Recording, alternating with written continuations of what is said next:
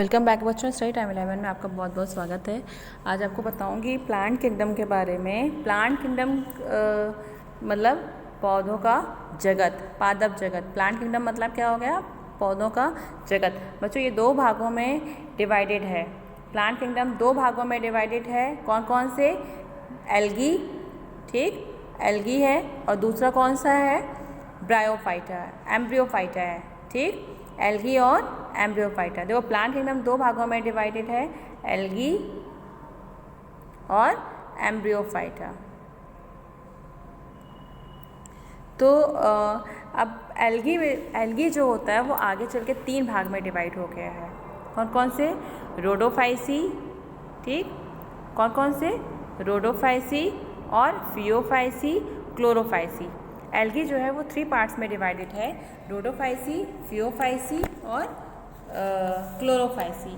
बच्चों जो रोडोफाइसी होते हैं वो, रोडोफाइसी का मतलब क्या हो गया? रोडो प्लस फाइटोन, मतलब लाल पौधे।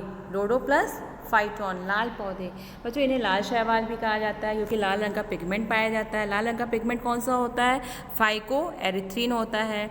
अच्छा, ये जो रोडोफाइसी के एनिमल हैं ये रेड एल्गी हैं। समुद्री जल में 30 से 90 मीटर की गहराई में पाए जाते हैं।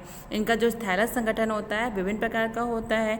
एक कोशिका से लेकर लगभग आधा मीटर लंबाई तक ये हो सकता है, ठीक। वर्ग जो रोडोफाइसी है इसकी यूकैरियोटिक प्रकार की कोशिका होती हैं जो पूर्ण रूप से विकसित, जिसमें केंद्रक पाया जाता है। कोशिका की कोशिका भित्ति दो परतों से मिलकर बनी होती है, बाह्य परत और आंतरिक परत। बाह्य परत जो होती है वो पैक्टिन से बनी होती है और आंतरिक परत जो होती है वो किससे बनी होती है?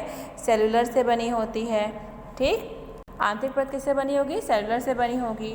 और क्या होता है कि देखो यहाँ पर पूरा मैंने दिया हुआ है, इसको आप चाहो तो स्क्रीनशॉट भी लेकर लिख सकते हो, ठीक है। ये नॉन मोटाइल होते हैं। देखो मैंने बताया कोशिका भित्ति दो परतों से मिलकर बनी हुई है, बाह्य परत और आंतरिक परत। बाह्य परत जो होती है वो क्या होती है? पेक्टिन। और आंतरिक परत किससे बनी हुई है? सेलुलोज से बनी हुई है, ठीक है। आंतरिक परत किससे बनी हुई है? सेलुलोज से बनी हुई है। और क्या है कि ये नॉन मोटाइल होने के कारण इनकी कोशिकाओं में कशाभ का अभाव होता है, यानी कि नॉन मोटाइल होते हैं तो इसकी वजह से इनमें फ्लैजेला नहीं पाया जाता है।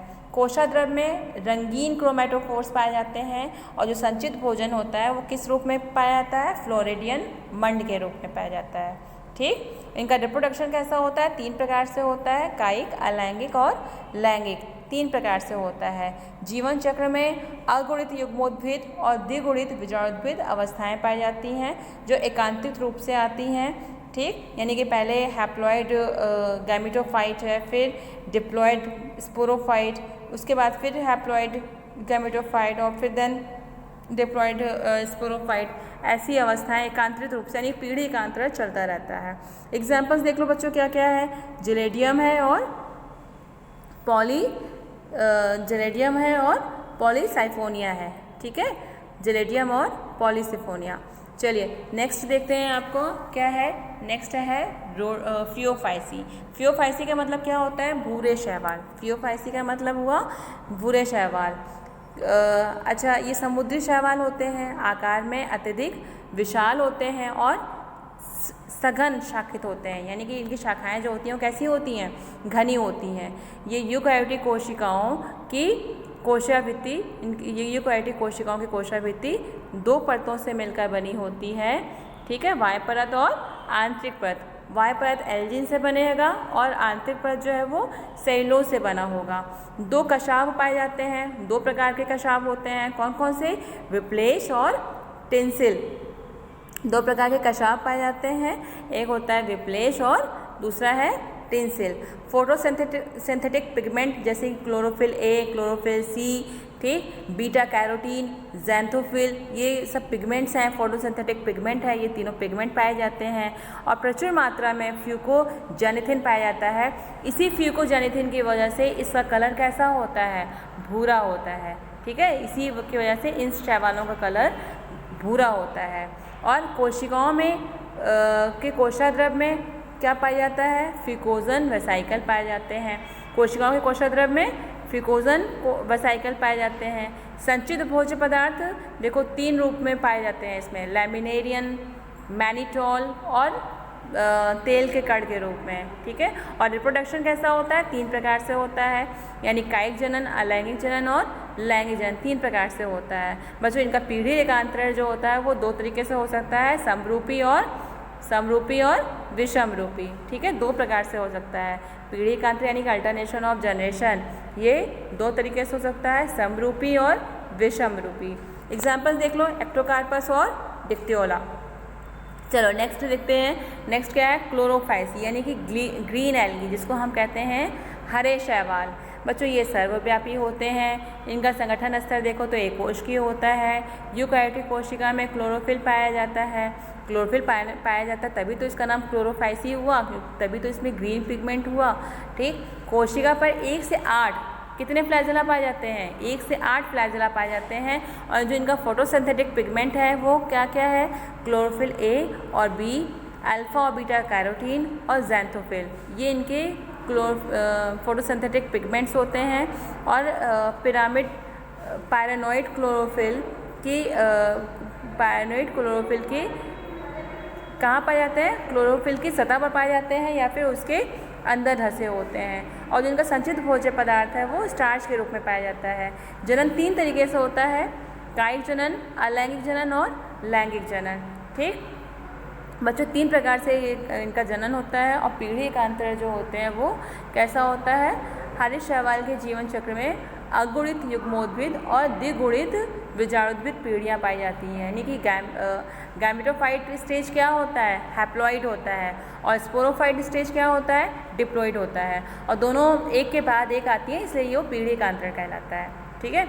ये तो 3 आपके तीनों एल्गी थे, रोडोफाइसी, क्लोरोफाइसी और फियोफाइसी, ठीक। अब इनका आर्थिक महत्व क्या है, क्यों इतने इम्पोर्टेंट है, तो इनके लाभदायक गुण भी हम बताएंगे और इसके हानिकारक गुण भी बताएंगे। पहले तो लाभदायक गुण देख लो। लाभदायक गुण क्यों होते हैं, भोजन के रूप में, जैसे पोरफायरा है, लैमिनेरिया है, अल्वा है, ठीक, ये सब भोजन के रूप में यूज़ किए जाते हैं। और उर्वरक के रूप में यूज़ होता है, प्रतिजैविक और औषधि के निर्माण में यूज़ किया जाता है, अगार का निर्माण किया जाता है, और एल्जिन और एल्जिनेट के निर्माण में भी काम आता है, ब्रोमीन के निर्माण में काम आता है। और जब जो रिसर्च करते हैं उनके प्रैक्टिकल के लिए भी रिसर्च शोध हेतु प्रायोगिक पदार्थ के रूप में काम आता है। बच्चों जहाँ पर अगर हमें यूज़फुल इफ़ेक्ट देखने को मिल रहा है वहाँ पर हमें हार्मफुल इफ़ेक्ट भी देखने को मिलेगा। तो ये जल स्रोतों पर अपना प्रभाव डालते हैं, जल प्रस्फुटन का निर्माण कर देते हैं और रोग उत्पन्न कर देते हैं, जहाज़ों पर भी अपना प्रभाव डालते हैं। तो ये तो था इनके हानिकारक प्रभाव। कंप्लीट हो रहा है एल्गी, जिसके बारे में मैंने आपको बताया, डिटेल में बताया। अब नेक्स्ट जो रहेगा वो एम्ब्रियोफाइटा रहेगा। एम्ब्रियोफाइटा के बारे में हम आपको कल नोट्स देंगे, कल बताएंगे। तब तक आप जितना भी मैंने ये दिया हुआ है, चाहिए तो आप इसका स्क्रीनशॉट लेकर इसको आप लिख लीजिए और कॉपी में लिख लीजिए और उसका नोट्स बनाते हुए चलिए और सभी चीज़ों को लर्न करते हुए चलिए, ठीक। देख लीजिए, देखकर उसके बाद फिर इसको लिखिए, लिखकर क्या करेंगे आप, इसको लर्न करेंगे, ठीक है क्लास। चलिए, ओके, थैंक यू क्लास।